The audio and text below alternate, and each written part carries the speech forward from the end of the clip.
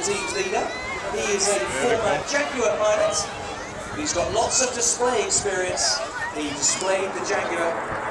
He spent 3 years previously with the Red Arrows, including leading the Super Pair. To the Royal Saudi Air Forces display team. There's one missing, Dylan. What? There's one missing. No. On that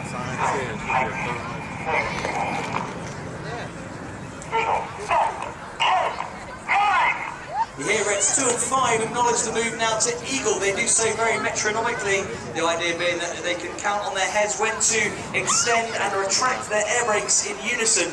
That enables them to form the shape of Eagle. And in from the right, they're going to fly the Eagle roll. Down here a bit.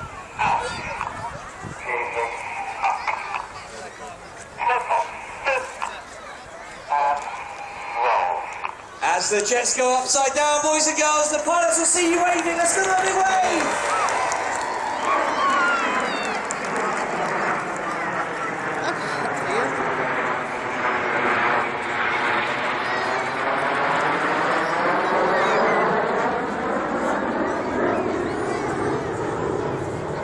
When the Red Arrows formed back in 1964, ready for that first season in 65, the aircraft they used was the Folland Gnat.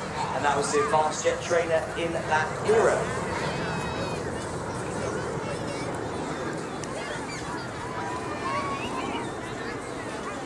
In 1976, though, the Hawker Siddeley Hawk entered service with the Royal Air Force. And in 1980, the Red Arrows started using the Hawk as their advanced jet trainer and aerobatic aircraft.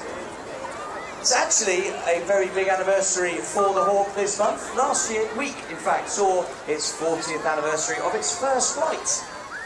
Coming in now with the smoke on, this shape is Flanker.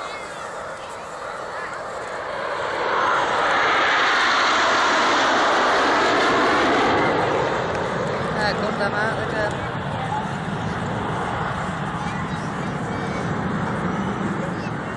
You're about to see a very wide shape form now.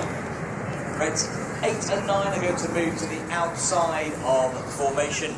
Everyone's going to move forward at least one length. Now, to enable the pilots to manoeuvre around the sky as one, they have to anticipate their control of it. So you can listen in a minute, listen to the cadence in Red 1's voice command. It's those commands that he uses with cadence to enable the pilots to fly around as one. But now in from the left with some red, white and blue, this is Phoenix.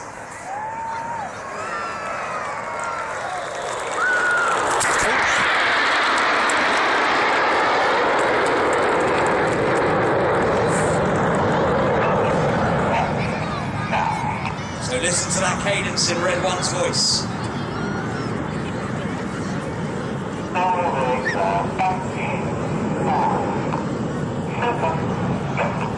On the leader's right wing is the first of our new pilots this year. He's Red 2, Flight Lieutenant Stu Campbell. Stu is a former instructor.